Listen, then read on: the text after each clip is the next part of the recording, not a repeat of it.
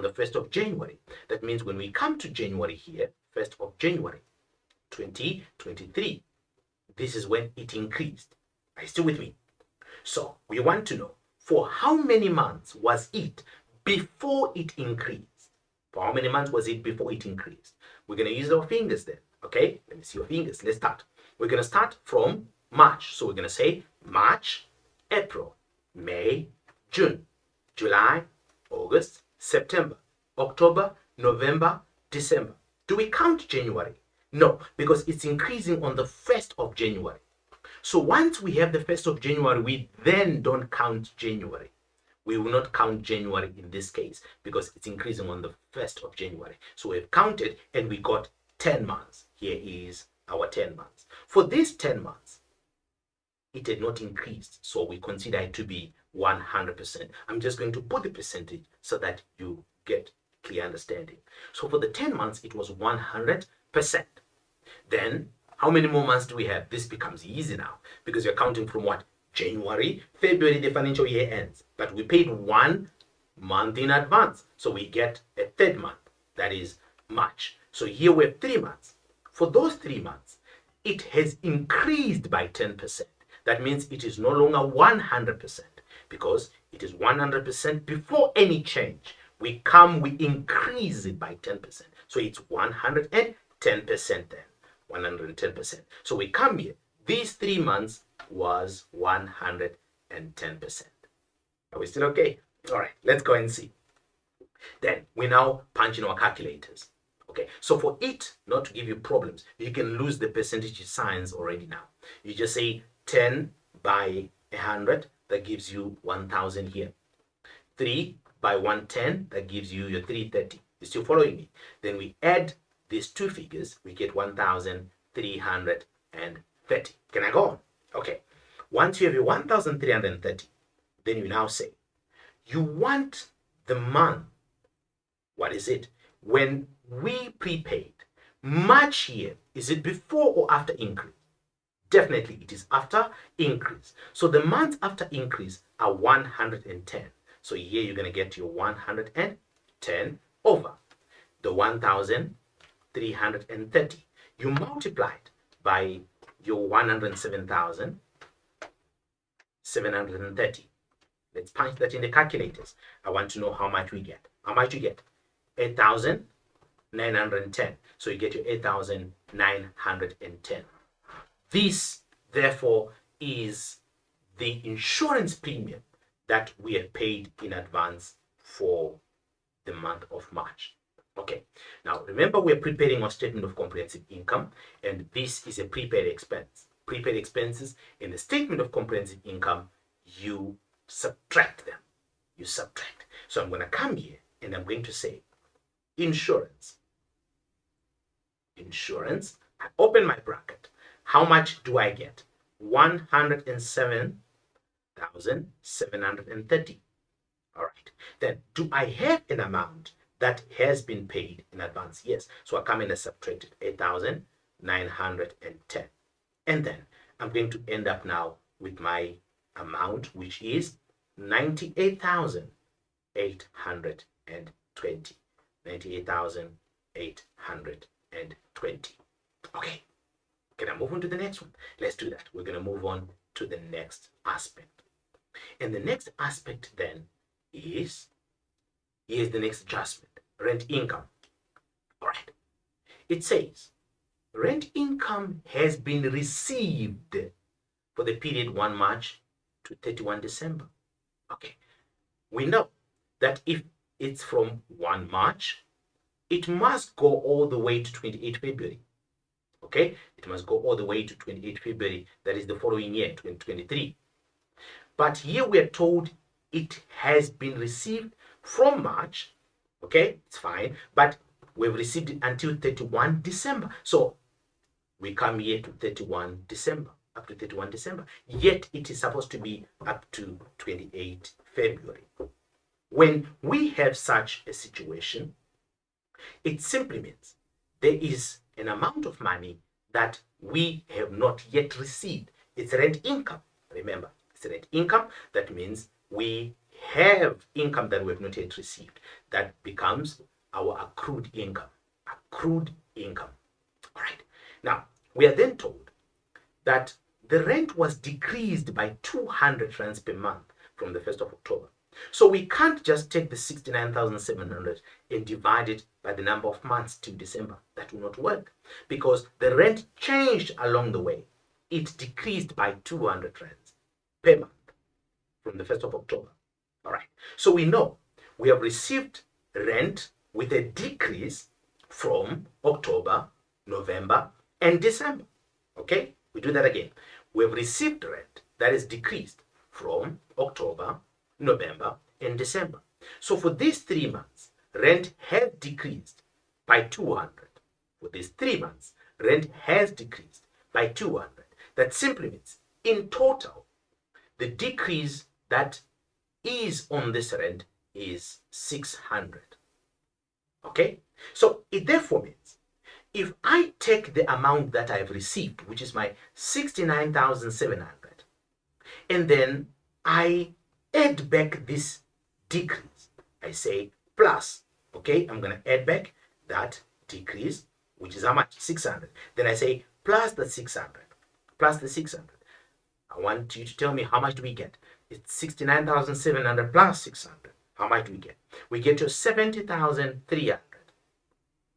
That now is rent for these 10 months from March to December. Okay? For these 10 months, but without any change. Without any change. So I can take then my 70,300 and I can divide it with these 10 months. Are you still following me? So now I know that rent per month before it decreased was 7,030. That was the rent per month before it went down by 200. Okay? Remember, it went down in the month of October. So the rent per month before it decreased was 7,030. Then it decreased thereof by 200. It then decreased by 200. It's decreased by 200. How much is the rent after the decrease per month? So it's 7,030 minus 200. That gives you 6,830. 6,830. That is rent per month after decrease. Then our problem is we received rent until when? Until 31 December. How many months have we not received rent? January, February. How many months are those? 2 months. So we have not yet received rent for 2 months. So we now say 6,830 minus the 2 months. How much does that become? All right, thank you. Someone is saying it's 13,660. 13,660. This is a rent for 2 months. That is after the decrease. The 2 months that is from December, from January and February. Let's record them then. We come now at the income. It's going to be rent income. It's going to be rent income. Open my bracket. And then I'm going to say 69,700. And then I'm now going to add my accrued amount for the 2 months, which is your 13,660. And then I close my bracket. How much do I then get? I get my 83,360. That becomes my rent eventually. Okay? All right. Let's move on to the next adjustment. Did you understand what we did here? Okay. So first, what we did, we found the rent before it decreased, which was your 7,030. Then we decreased it. And then we found our 13,660 for the 2 months. And then we come and we add it to our rent income. Because we have not received for January and February. That's accrued income. Accrued income must be added. Very correct. Accrued income is added. Okay. Can I move on to the next one? Let's move on to the next adjustment thereof. Okay. It says, the loan statement reflected a closing balance of 312,000. Interest capitalized is not yet recorded. So what happens? We have the loan amount according to our business records, which is 294,500. But according to the statement that we've received from the bank, it is now telling us it is 312,000. And we know that the bank charges us interest on the loan that we have borrowed from them. And that loan is being capitalized. In other words, it's being added to the principal loan amount. So what then happens is when they send us a statement, they're now sending us a statement to show us the loan that we're owing together with the interest that has been added in. So in this 312, it includes the loan together with the interest. If I want to know my interest, I'll now say my 312,000, which is what the bank is telling us that we owe them. I then subtract the amount of money that we know we owe them because we have not yet recorded the interest, because the bank gets to calculate the interest. So this is how much we know to be in our business records, and this is what now appears on the bank statement. And then the difference between these two, how much is that? 17,500. Then we now say this 17,500, what is that? That becomes my interest on the loan. So now we have our operating profit. We've completed the entire statement of comprehensive income from the top now. So we are going down. And then we have interest income. Okay, we've added it. Interest income is added. So I add here plus my interest income. Then I get my net profit before interest expense. Then I'm going to come now and subtract my interest expense. How much do we get? 17,500. Then I say minus 17,500. How did I get my 17.5? It was my 312,000 minus my 294,500. That is how I get my 17,500. That should give me then my net profit before tax. How much you get? You're saying 445,000 minus 17.5. That will give you 427,500. 427,500. That becomes your net profit before tax. I think you know what's going to come now. Definitely, we have to look at our income tax. Okay, it then says, income tax for the year is calculated at 30% of net profit. So that means we can get net profit before tax. You see that one there. That one is going to be 100%. That is net profit before tax, 100%. Of this 100%, 30% is my income tax. I'm subtracting it. So that means before I even do anything, here I'm going to get brackets here. Income tax gets to be subtracted. And then after that, I get my net profit after tax. That is 70%. Net profit after tax, 70%. What do I want? I want my income tax. Let's see. If I want my income tax, that simply means I want 30. What do I have? I have 100. Do you see that? I have 100. So it's 30 over 100. Multiply this by 427,500. Just like that. That will give me my income tax here. All right, let's punch that in the figure. How much do you get? Say it again. 128,250. Very correct. 128,250. Then we can get net profit after tax in this case. Are you able to get it? How do you get it? You say 427,500 minus 128,250. That will give you 299,250. That becomes my net profit after tax. Okay, I think we've done this particular question or this particular activity very well. All right, and then now what we're going to do, we're going to do activity 2. All right, so here is our activity 2.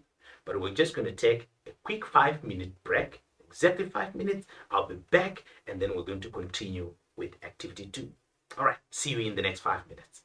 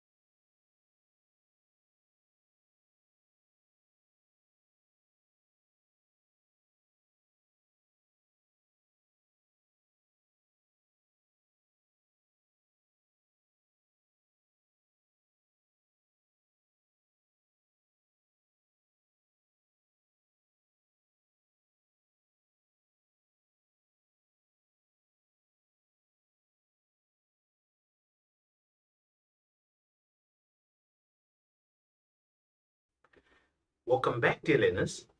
Before the ad break, we did activity number 1. And in activity number 1, we completed the statement of comprehensive income with some exciting adjustments that we dealt with in there.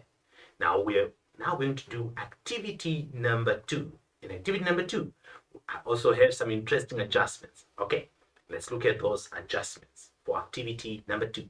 So we're going to do it exactly the same as we did with activity number 1, where you write and you do the calculations together with me. Okay, let's go. It says you're provided with a pre-adjustment trial balance of Boogley Limited for the year ended 28 February 2023. There was 800,000 shares in issue at the end of the financial year.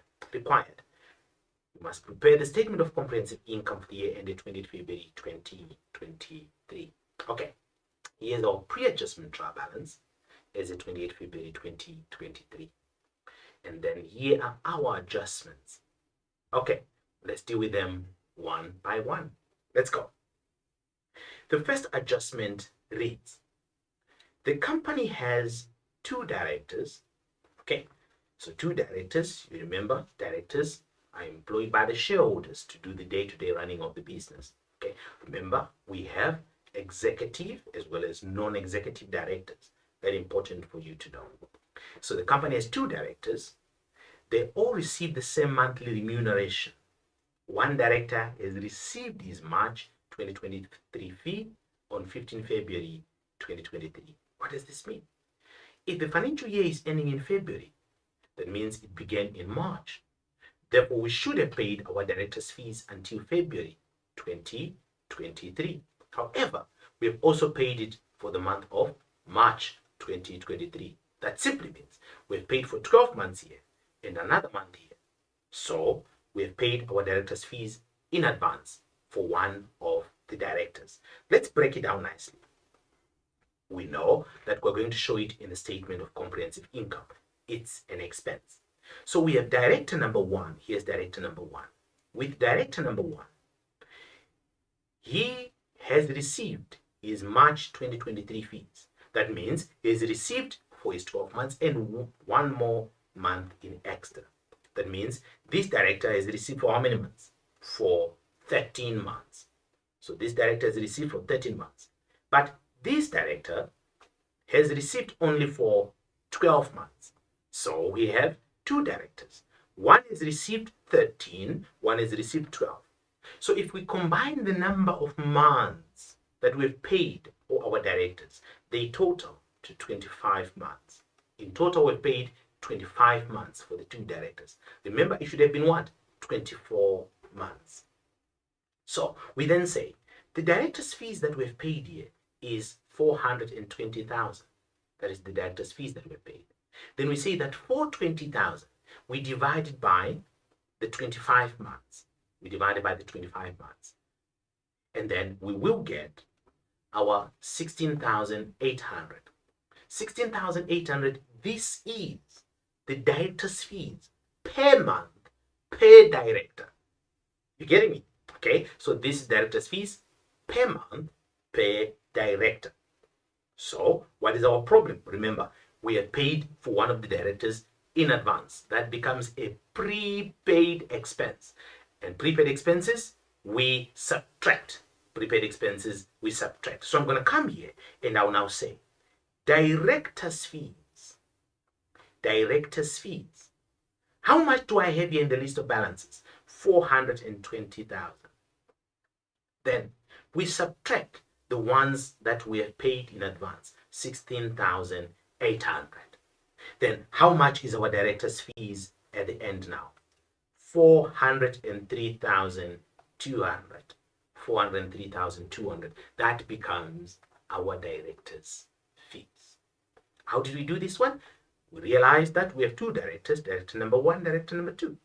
And one of them has been paid more. So we just added the months, we divided by the director's fees that have been paid. We got the director's fees per month, that is our prepaid expense, and then we subtracted it. Adjustment number 2. Okay, let's do adjustment number 2. And it reads, the account of debtor G Zondi must be written off as irrecoverable. When an amount is being written off as irrecoverable, we know that it becomes what? Bad debt. Okay, this is a bad debt. So that means we need to record it in the statement of comprehensive income. So I'm going to come here and I'll say, here is my bad debts. Bad debts. I open my bracket. It is 6,000, and then I'm now going to say, oh, that 6,000 we're adding now. How much are we adding? 1,000. In total, how much is my bad debts? 7,000. My bad debts are 7,000. But if you remember what I told you in activity 1, that whenever you have such an adjustment, it will also affect your trade and other receivables. You're correct. So I'm going to come and I'm going to take my what? My debtors control. I'll come here. Here is my debtors control. And I'll say, on my debtors control, how much is my debtors control? 198,000. Of that 198,000, this G only will not be able to pay us anymore. So what do? We subtract him from our debtors, minus 1,000. He is no longer part of our debtors. Are you still with me? That is how you would adjust this adjustment. First, in the statement of comprehensive income, there's bad debt. Secondly, under your trade and other receivables. That is note number 5. Are we good? All right, let's move on to the next one. The next one is adjustment number 3, and we want to do adjustment number 4. But let's see how it goes, okay? Do you have a calculator close? All right, let's begin. It reads, Ngobo's credit balance of 2,000 in the debtors ledger must be transferred to his account in the creditors ledger. Okay, what does that even mean? Let's see. Now, we know we're going to prepare the statement of comprehensive income, all right? And after that, once it has to do with debtors, we know it's going to affect your note 5. But for me to explain this adjustment, I want you to come here with me. Okay, we're going to do it here now. We are told that we have Ngobo with a credit balance in the debtors ledger. That means here I'm going to get my debtors ledger. I'm just going to call it my debtors ledger here.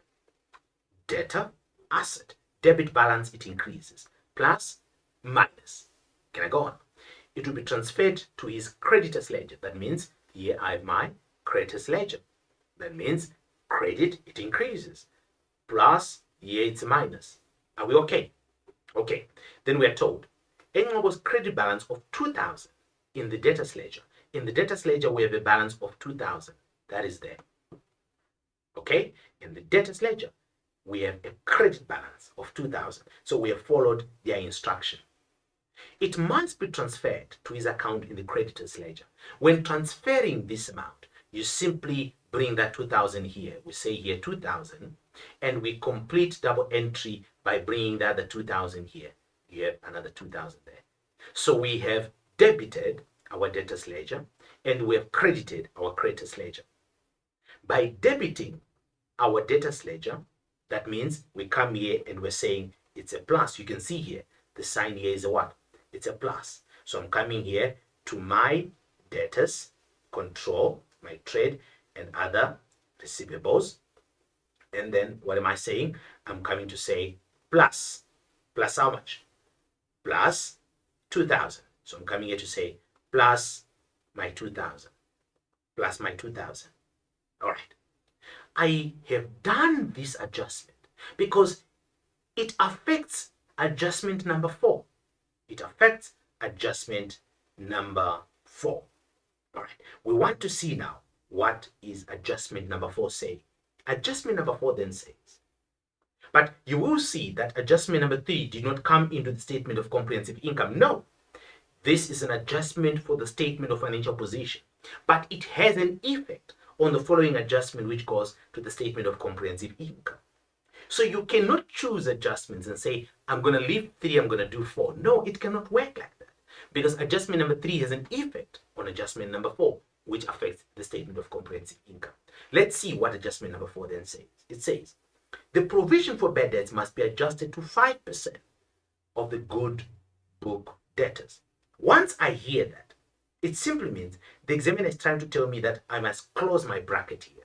So I come here, I close my bracket. I have 198 minus 1,000 plus my 2,000. Do I have calculators close? That is going to give me my 199,000.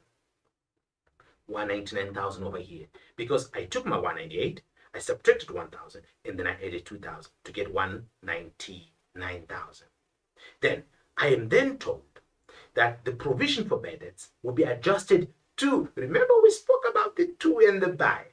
Yes, so once I get the 2, I know this comes into my note number 5. So I'll take my 199,000 here, my 199,000, then I multiply that by 5%. You still with me? Okay, how much do you get if you say that multiplied by your 5%? You get your 9,950. You get 9,950. When I have my 9,950, this is the provision for bad debts for this year. So I can come here and I can safely say here, provision for bad debts. I can subtract here 9,950. But I know that when I'm preparing the statement of comprehensive income, I must get, remember what I said earlier, you must look for either an increase or a decrease. And we agreed, how do we get the increase or the decrease? Compare the years. We look at the provision for bad debts for the year 2022. This is 2022. In 2022, how much was it? It was 10,050. And then in 2023, we have calculated, we got how much? 9,950. You see that? So we come here, it's your 9,950. You tell me, is it an increase or a decrease? Definitely it is a decrease. A decrease by how much? So you're saying 10,050 minus 9,950. How much is the difference? 100 rands. So you come here, your difference is 100 rands. So you come and say, provision for bad debts adjustments. For bad debt adjustment. Okay, and then I'm going to take my 10,050 minus my 9,950, and then I get my 100 rands. That is how I end it off with. I compare the previous year with this current year, and then that is how I get my provision for bad debts. Okay, I want to move on to the next adjustment if you are ready. Okay, after this adjustment, we're going now to adjustment number 5, which will be our last adjustment for today's class. And the adjustment reads, a physical stock taking on 28 February 2023 revealed the following inventories on hand. You remember what we have said about our physical stock taking, all right? In order for us to get our trading stock surplus or deficit, we know we're going to record it in our statement of comprehensive income, but our inventory note will assist us so much. So we will now say, how much is our trading stock? So I'll come here. How much is our trading stock? Our trading stock, according to the business records, it is 477,500. 477,500. This is the trading stock according to the business records. Let's go on. We are then told that according to the physical stock, our trading stock is 470,000. That means when we did the physical stock, remember I said this earlier on, we only found 470,000, which therefore means we have to come and say minus here. Minus how much? How much do we subtract? 7,500. We subtract 7,500. Once it's a minus, it becomes a trading stock deficit. Once the sign is a minus, it becomes a trading stock deficit. It means if it's a plus, it becomes a trading stock surplus. So I'm going to come into my operating expenses, and I'm going to now say trading stock deficit. I know it is a deficit, and I will have my 477,500 minus my 470,000. and my deficit is 7,500. That is my trading stock deficit. Are we okay? All right. So we have done one part of this particular adjustment where we got our trading stock deficit, and the deficit is 7,500. And then the next one, we have packing materials on hand. But we understand in our nominal accounts, we have packing materials of 11,550. This is what we have incurred as an expense when we acquired our packing materials. So we will come here, then we say packing materials. Packing materials. We have acquired packing materials for 11,550, but we did not use all of them. You will find that at times the adjustment will say packing materials used, but in this case, it's packing materials on hand. So we will come and subtract our on hand, which is 450. We subtract the ones on hand, which is 450. So if we say 11,550 minus our 450, that gives you 11,100. But if the adjustment comes and says packing materials used, then they give you the 11,100. You simply record it here. If it says packing materials used, you record the used amount here. In the last column, we want the amount of packing materials that was used. So we purchased for 11,550, and we still have 450 on hand. That means the used is 11,100. That is on hand. Then the on hand will come down here, and it becomes our consumable stores on hand. Consumable, that is consumable stores on hand. Consumable stores on hand. And how much is our consumable stores on hand? 450. That's our consumable stores on hand. Very important. So these are adjustments that you should expect in your exam papers. All right, they will change as our classes continue. We're going to move again to another higher level as we continue. But it is very important that when you attend this class, make sure you bring somewhere to write, and then your calculator as well as your pencil. Those are very, very important. And whenever I do particular adjustments, please follow up with me. Punch the figures as I go. So here we did the trading stock, and we found a trading stock deficit, which is an expense. The opposite would have given us trading stock surplus. Surplus would have gone to our statement of comprehensive income under other income. And then we also know that if we are picking materials in the nominal account section in the list of balances, we need to know what are we given in the adjustments. In the adjustments, if we're given packing materials on hand, we come and we subtract the on hand to get the used. This here is the used. But if the adjustment comes and says packing materials used, you simply record the final amount, which is the used. Then you can calculate going back again. Very, very important, dear learners. Okay, we have now come to the end of today's class, and I want to thank you for joining me today. We're going to meet again next week, same time, same place. And remember what you bring: paper, somewhere to write on, pencil, a pen, and a calculator. Of course, I'll need you also in my class. So I have to see you next week, same time, same place. From me, it is goodbye.